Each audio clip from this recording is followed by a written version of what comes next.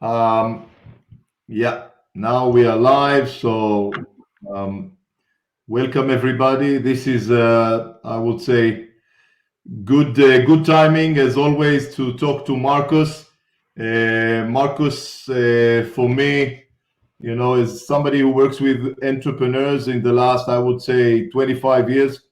When we met briefly, I saw that there is I would say, a special spark in you, in the way you see things, and in the level of execution that you bring to your startup.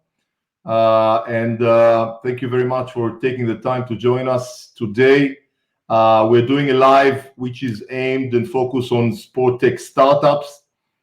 As mentioned, if people are following the lives that we're doing here at Hype, uh, startups are bleeding, and I think there are challenges to everybody in this Corona days. But for startups, maybe it's tough because of the lack of resources, of what's happening around us, lack of customers that are available to do business with, and for many other reasons.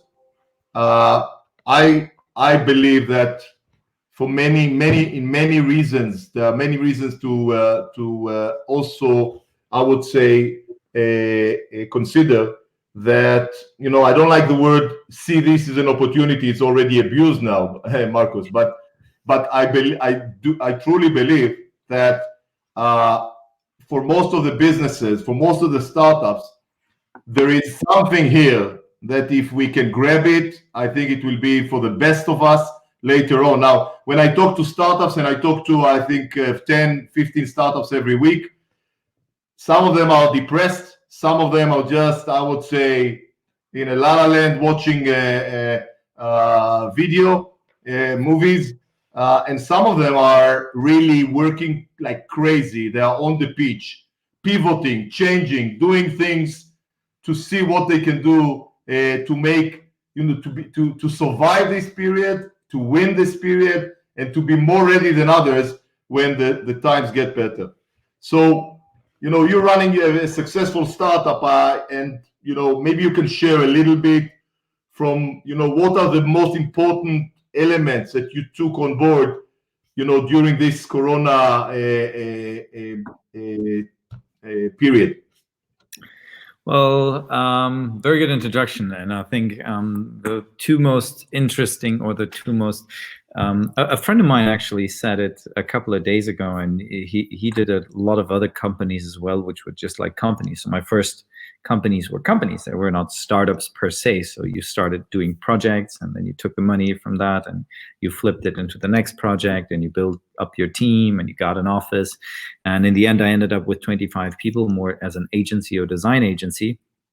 And at the same time, he did branding of bags and leather goods and stuff like that. And the funny thing he said was, basically, we've always been training to always do the crisis anyway, because a lot of people right now are very comfortable with startup is now a very established field. There's investors, there's pitch events. If you come from nothing and you have to basically build your company from scratch, you do exactly what everybody now has to do. You have to juggle, you have to be like super fast, you have to see what sticks. You don't have this general, hey, I come from university, I did this couple of pitch events, and then I had some friends, and we raised the first $500,000, and now we cover our costs, and now we start to develop. So I think the people that are now very, very good at this is the people who have been living in crisis, or the underdogs, or the people who always had to make something out of nothing anyways. And this is also what I see from the people that I think manage this situation well now. It's the people who, sometimes even the people who've been like chronically broke all the time, but still having 3 things and 2 side hustles. And I think right now this crisis takes a lot of our ability to adapt and go completely unconventional ways. So for me, it's like we threw around things, and we're already a company that never, like, we always challenge the status quo. But even us, compared to this situation, now put that on a crazy high level. Like if we don't see that something works today, we just throw it out. We do it tomorrow, completely different. So you spoke about flexibility and acting fast. Steve Jobs mentioned, said once about stay foolish and stay hungry. You mentioned that, the ability to stay hungry and to see where you are. But can you be more practical? Let's talk about, managing the cash flow. What happened? How did you manage it? How did you react? Well, I think normally there's a status where you say this is how it's supposed to be, and there's what a lot of people do now. Normally, you're supposed to have a nice balance sheet. You're supposed to exactly plan this month we're going to spend that. No, we're not going to hire this freelancer to optimize our website for 1,500. We're going to put that in 2 months' time because then the budget is there. Normally, you work like this. Me coming from the event world, you work a little bit different in the event world, and this is where I come from and where I learned my skills is you have a project. Most of the time you do something that nobody's ever done. So budgeting is like sort of like this. Then the budget is always lower. Like no matter how well you planned, you're always going to get less money, and there's always going to be you always have to execute much faster, which is exactly what's happening right now. You have to be faster, and you have to be faster on much, much less money.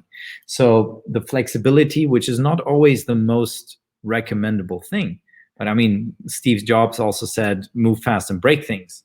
So we're breaking a shitload of things right now. We're doing night shifts here. We're repurposing metal parts. You take the flex cutter, you cut off that piece, and then it's a shorter version. And you grind it off nice and sharp, and it's not going to look really nice on the product. But hey, you can ship it out a week earlier, and you can force the client to pay a week earlier.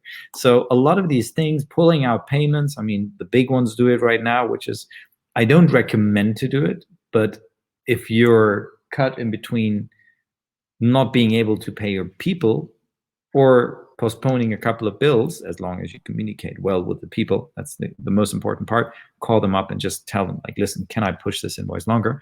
That's basically what I think a lot of people will be doing now in the coming weeks at a very, very high rate. So just be prepared for that. And also, I think it comes down because I think one element that people have to be really, really, first of all, collaborate, be super nice with people and really tell them what are you doing right now and why. And second, just completely suck your pride. Like there's no time for pride at this point. If you feel bad because you cannot pay a certain bill right now, that's not the time for it right now. Okay, I think you're being very, I would say, gentle with us. Can you give us some examples in terms of, how do you deal with suppliers? How do you deal with employees? Okay. So, for example, right now, what we did is we took all the old invoices that were still outstanding with suppliers, and we told them, okay, listen, we're not going to pay these. We're not going to pay these until it's over. You need to give us a loan for these. And every new thing, because normally what would happen, let's say you have a certain supplier and you're still owing them 35K for the stuff that's in the process, and now you want to order 10K of new product. So they're going to tell like, yeah, can you probably pay 25 of that 35 and then the next 10K and blah, blah, blah. What we said is, let's forget everything that happened. You keep producing. We still want to have that stuff. At the same time, the next order we do, we want to get a discount of 50%. We're going to give you the money right away and you have to start producing, but forget about the old stuff. At the same time, like a lot of these payments that normally come in, software licenses, certain payments that you're still like, you ordered this, you ordered that, and you still need to pay for it. We all pushed that back quite a lot. Because in Germany, it's very simple. The state now just ruled that you can take all your tax payments and you can postpone them. Before that happened, what we did is we just opened a second bank account and we just transferred all the money over to the second bank account. Yeah. And we tried to just make sure that if somebody really goes is like, we still get that tax money from you, they're not going to lock down the bank account where the cash is on. They're going to lock down the bank account that we constantly drain once money comes in. Because right now, the one thing that we do is get our employees paid. Because right now, we're worst. In the end, we're a company that consists of people, and we need to make sure that the people come through this first. We cut down about half of the people that we had. And now we need to make sure that these are safe, because these are the ones that now crazy work like 10, 15 hours a day to get through the shit. And you definitely don't want to make it hard for them. Yeah, and these are the people that are, really in the battle with you, and you want to hug them, and you want to really make sure that, they are with you on this all the way. And, one side of the game plan is to reduce cost and to manage the crisis, as they say.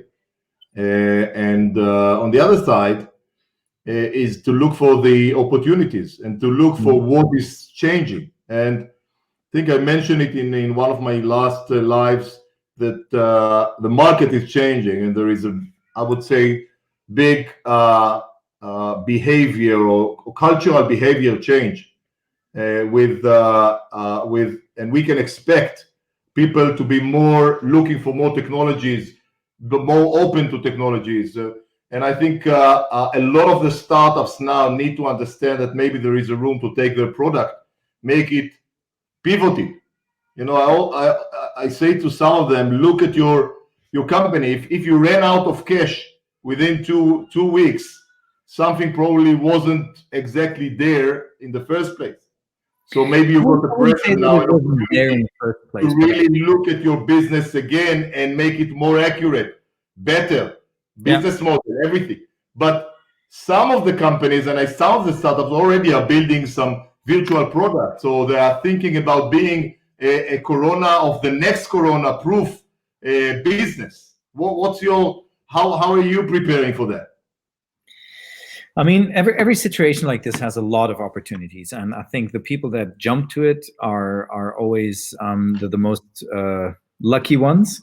I think there's a clear differentiation that's very much needed. Is you are in the field that you are because there's a certain product that you have. Now, obviously, yes, in a crazy situation like this, you can pivot and you can say, hey, look, we used to do compression socks, now we do face masks. Everybody's doing that right now, and it's not going to be something that you can build a sustainable business model in the long run. What you want to be looking at is really identify the change in consumer preference right now and really pivot your model to the perfect in between. Because right now people say like, yeah, we also have 3D printers and now we're printing protective shields, and that's nice, but that's more your current what you need to do in terms to actually survive and be good for the community. And then the next step will be find the right match for your product and what you have as knowledge and as opportunity in your company to actually adapt that to the new now. Yeah. So if I understand you right, you're not pivoting your core product at the moment. We are sort of. We're pivoting to a home version. We have a much cheaper version, a version that's much faster, that can be used for a lot of different things in play fields and other locations. We've made it a little bit cheaper. We've identified a couple of other uses for it, but generally we're going for the easy, not for the easy, but we're trying to optimize what we have to the new situation, not go like, okay, then we're going to be doing fitness trackers now. And I think that's very dangerous, because I think the reason why you started a certain startup, especially in sports tech, is because you have accumulated a certain knowledge and a certain know-how in an area. If you're now saying, okay, cool, we're just going to throw that away, we're going to do websites, I don't think that's going to work. Yeah, so you're staying obviously within your core, I would say, competences and unique places where you're doing your best, but you can focus now on perhaps home products which people can buy, and then you reduce cost maybe, and you adapt as the pricing structure so it will be relevant for now. Now, I And also maybe even later, because the now will basically identify how this is not gonna, like, we've burnt ourselves really, really hard. Like, we've been riding without a bicycle helmet all the time, and we've been fine. Now we smashed our head in, we're bleeding, like everything's broken. We're not gonna go back and say, fuck this shit, I don't need a helmet anymore now. We're just gonna continue. No, we're gonna change. And whoever can predict or anticipate that change well right now will be good in the next stage. But right now, we're still in the pain stage. So right now, we're still in the hospital and we're bleeding in from our face. So if you can manage that, then you can actually optimize it as well. So just to take the analogy that you have, so you had a list of, let's say, 3 or 4 products. And now, because of where we are, you took one of the products, which is more relevant to the corona crisis we are in, and you are now developing this and pushing this as your main product for this being. Now, I understand now that prices of media are going down. Obviously, banks doesn't need to do advertising because we need them anyway now. And if you look at booking.com as well is not a very busy place today. So prices are going down in all medias, by the way, also in TV. I know a few startups that have some money and are considering, because prices are down, to work on branding and to maybe shift to products they can sell and use the media in a way they haven't used it ever. What's your thoughts on that as a media guy, expert as well? I mean, for example, what we saw, very simple case, like, we've always been very, very lucky that whatever we did resonated really, really well with our target audience. We've never done paid media. We've never done optimized click per whatever. We're now slowly starting, and it always worked really well because we have very relevant content. Now we're going into the home edition, and we realize we have to do, because it is not the easiest way that we're actually doing these things. And now we realize we actually have to start buying media. We have to compete with people that buy expensive or that sell expensive fitness gear on Google. And we have to go, if you put in home gym equipment, whatever, we want to be somewhere in there. And I think it's with media, it's always, there's a few lucky ones that can trick the whole system because they have really, really relevance. Sometimes you're in it, sometimes you're not. You can optimize it a lot with good content, with being really smart. But I always, no matter where I actually advertised or where we did these things, I always like to approach this without being part of the game. So the game is like, this is where, like the whole affiliate marketing and blah and performance marketing are sitting in. As soon as you put your money on that, you're playing with their rules. If you can find a way to hack it and have much better content, have cool videos that go viral automatically, that people share not because they necessarily want to buy your product, they might share it just because it's cool, because it's fun, whatever it is, then no matter what the price for the media is, then you win. And if there's one good thing right now, attention for all sorts of content right now is you've never had a time in human history where this many people were looking at media. Exactly. Constantly. Like, yeah. I would love to see. I read somewhere that the average time in front of screens is doubled now from 4.5 hours to 9 hours per day by people. So wow. You and I, TV, computers, whatever, iPods, whatever. Wow. Yeah, that's actually what I was just saying. I would love to see these figures because, and the funny thing is, I mean, imagine another preference thing that you can think about is, you remember like a year ago, parents were like, yeah, we tried to limit screen time, blah, blah. Now everybody's like, just like, everybody go on your screens. Like, that's the only thing we do. And I mean, all evolution always comes in with a certain margin where it hits hard.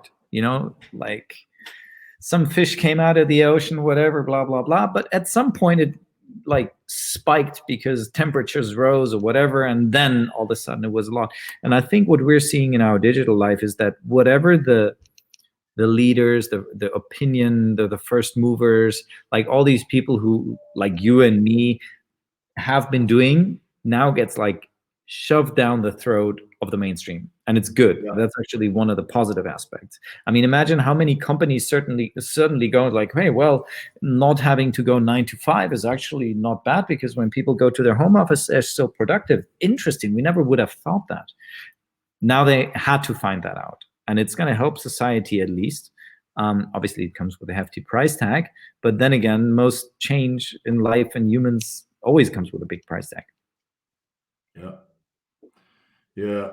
Speaking about the digital transformation that we are in, and one of the things that I also see in my company, I thought that we are fairly advanced, but I think we are 5-7 years behind what's available and what we can do. So for me, this time is also about taking technology up dramatically in every aspect of the company, automation, all the process of the lead journey, anything to do with lead generation, CRM, everything around that. You can look at McDonald's, whatever your opinion about the product, they are always leaders in terms of the customer experience and making it digital, and how what can we create. And I think one of the great usage of this time is to really take the company up, if you can afford it. It doesn't, obviously we don't want to invest now in a lot of infrastructure, but some of it's not a lot of investment. You can take some services which you pay tens of dollars per month, which can really make a dramatic change in your business, and take it, because the way I see it, in 2 months time, maybe we'll start getting back to business. Business will come back a little bit. Again, it's not going to be, we're not going to see movies yet, or theater, or live games, but it will start getting gradually. And then there is there will be, and in the end of the year, there will be a situation where some of the companies have done this jump in terms of the automation, the technology, and some have stand behind. Now, if you haven't done anything, you went backwards. So of course, it's not applicable for everybody, but some of the companies, even we speak to, are still using Excel. They are still very, very behind in the way the business is structured digitally. Yeah. And then I think that's, like I said, that's a certain part of evolution. I mean, fittest is not, and people always mistake Darwin's fittest is not that you're like fit. It's like you fit into something, you adapt, like no matter, it doesn't matter. You don't need to be the most athletic, the fastest, the most, no, you need to be adapted to that thing. And this certain delta, like the time that you take to adapt to something new, if I now switch it around and say, hey, you're using this new analytics tool, not Excel, and you can flip that around, and within a week, you're completely running on that system, and all your employees are 100% aligned, and they all love this, then you actually got what it takes for now. Because I don't think that this crisis will be over fast. Like, there's going to be an aftermath. There will be the next one. And if you look at it in the grander scale of things, there's always something. There was 9/11, then there was a financial crisis, blah, blah, blah. Then there was the 30 Years' War, 1850, whatever, here in Germany. There's always something. If you can adapt fast, and this is what and are very much willing to completely ignore certain risks that you just have to jump in right now. And this is something that, I mean, one element is I've always been somebody who's very okay with risk. Most people are not. I think right now a lot of people have to adapt to that and realize, okay, I have to risk a little bit more, because otherwise it's just going to be stopped.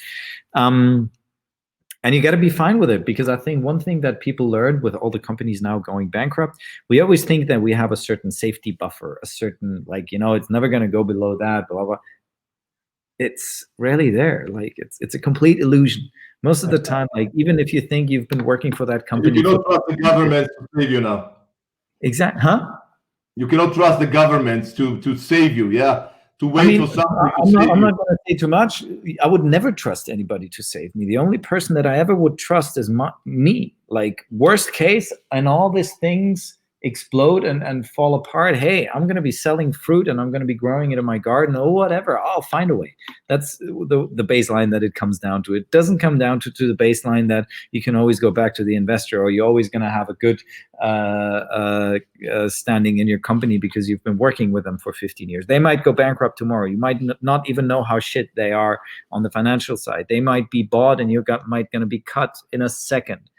Like, just get rid of that and really focus on and really find out what is the problem. Because as soon, and this is like why great minds like Sherlock Holmes or whatever is, take all the information, really find the pattern, act to it. Yeah. And don't wait to be perfect, just do it. Yeah. Just well, there's no time for perfect now anyway. Professional, as they call it, because if you wait for it to be perfect, it will never happen. Exactly. You mentioned selling. I like the mindset, selling fruits out of your garden. What about people that says to you, are you selling in this time, Markos? Are you serious? And this is the time to sell things? What do you say? We had a couple of situations that we just discussed last Friday in our group call where some of our sales managers came back and was like, listen, people really gave me crazy shit on my email going like, how can you even, because obviously it's an adapted pitch, but hey, we're still going for it. It's like, and our main partners or clients are sports locations. So these kind of people right now have no business whatsoever. But it's like, like when you shoot a bow and arrow, the harder you pull it and the longer you pull it and the further you pull it, the harder it's going to flip back. Right now, that's what we're focusing on. Because yes, it might be intuitive to some people that say, fuck, my center is closed down right now. How can you even think about investing? Well, you're going to be the guy with the same shitty center once people come back, and there's going to be probably less people coming back because they have a different mindset now, and they're like, I don't know, I don't want to touch things anymore. I'm not going to play tennis in that tennis location where I have to go change with the others in the locker room. And they're going to probably come not that often again. So right now is actually the exact time where I'm not saying that you need to invest, but you need to think about your strategy once the wheels start turning again. If you're now just before the wheels start turning again, I'm not going to do anything, then you're a passive person, and that's fine. But these people are much more likely to die in the next phase, because just waiting on things to be better has never really been a good situation in the first place. Absolutely. We just signed the 2 major partners for the new virtual accelerator we're doing, supporting startups in this time with specific challenges, including fundraising. There are investors that are still investing. There are federations and top brands which are now looking for, already, what can we do now to be ready when everything will come back? And what can we do now strategically? And some of them have more time now to do that. So I tell my team, this is the time to keep on selling. This is the time to adapt the product so they can bring value to people now, and to move forward the wheels of the sport tech economy and the sports economy. And before it happened, the market was not sick. There was I think the time to be selling is probably the wrong one, because people are not going to sell because everybody's scared shitless. It's time to be priming, and the more you prime, the easier the sale. You mean branding? No, you have to, because a sell is A to B. The B is the last 1% that is the signature. All the stuff before that, that's not selling. Nobody's spending money on that. But these times are now where people have to actually focus on. You have to talk with them. You have to get them they have to know all the information. So once they start buying again, it's a very easy, I've been primed 3-4 months now. Okay, good. We start going again. That's the first thing that I want to sign. That should be your goal. And in your product, because you help them generate more revenue, they need to line up all the ducks now. So when the days come and people are back, they have all the revenues and all the new channels to generate more engagement, more revenue, etc., etc. So exactly.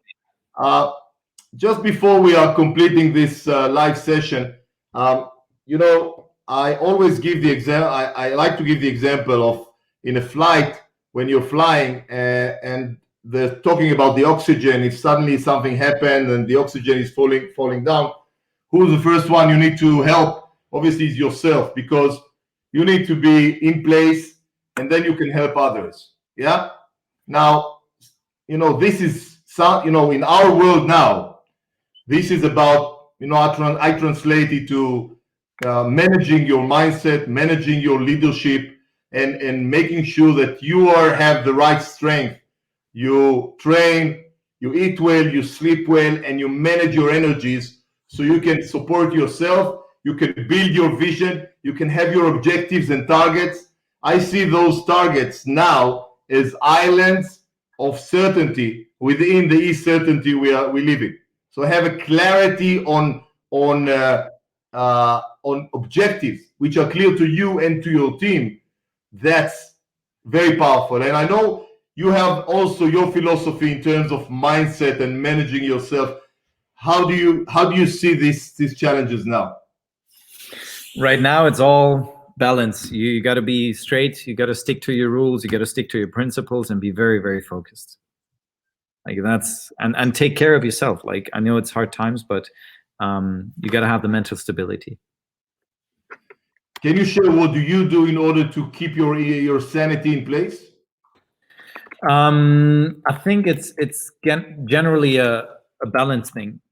First of all, be aware that this might take longer than it looks right now, because the worst thing that you think that you can do is like tell yourself that this is going to be a 2-week thing and then everything's going to be back to normal. No, prepare your mind. This is a long war. This is going to be like Stalingrad. This is going to be like, it's going to come winter. You're going to be beat up again and again and again. And the earlier you accept that, the earlier you can put a smile on your face and say, okay, if I'm going to be beat up, I'm going to decide how, and focus on it.